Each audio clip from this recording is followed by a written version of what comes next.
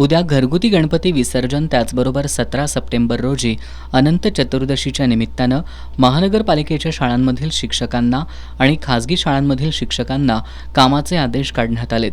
अध्यापनाचं काम सोडून सातत्यानं अशा विविध उपक्रम आणि शाळाबाह्य कामांमध्ये शिक्षकांना काम लावलं जात असल्यानं शिक्षकांमधून याला विरोध होतोय. याबाबत 23 ऑगस्ट 2024 रोजी कोणती शैक्षणिक कामं शिक्षकांनी करावी आणि कोणती कामं करू नयेत याबद्दल स्पष्ट आदेश देण्यात आले असताना या आदेशाला न जुमानता महानगरपालिका प्रशासनानं एकूण 300 शिक्षकांना विसर्जन कामाचे आदेश काढलेत. यामध्ये 50 महिला शिक्षकांचा समावेश आहे. यातील अनेक जण गणेशोत्सवाच्या सुट्टीसाठी गावी गेलेत.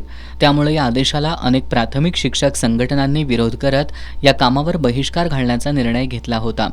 दरम्यान महापालिका प्रशासक के. मंजुलक्ष्मी आणि इतर अधिकाऱ्यांसोबत झालेल्या बैठकीत प्राथमिक शिक्षक संघटनांनी सामंजस्याची भूमिका घेत काही अटींवर उद्याचा बहिष्कार मागे घेतलाय.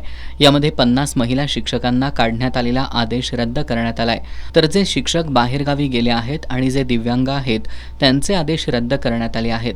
आजच्या बैठकीला शिक्षक नेते भरत रसाळे, शिवाजी भोसले, महादेव डावरे, सूर्यकांत बर्गे, सुधाकर देसाई, उमेश देसाई, संजय पाटील, दिलीप माने, विजय पाटील, राजेंद्र कोरे, विलास पिंगळे, दोनाचार्य पाटील, संतोष अहिरे, स्नेहल रेळेकर आदींसह महाराष्ट्र राज्य खासगी प्राथमिक शिक्षक समिती, महाराष्ट्र राज्य प्राथमिक शिक्षक समिती, प्राथमिक शिक्षक संघ, खासगी शिक्षक शिक्षकेतर संघ, पुरोगामी शिक्षक संघटना या संघटनांचे पदाधिकारी आणि सदस्य उपस्थित होते.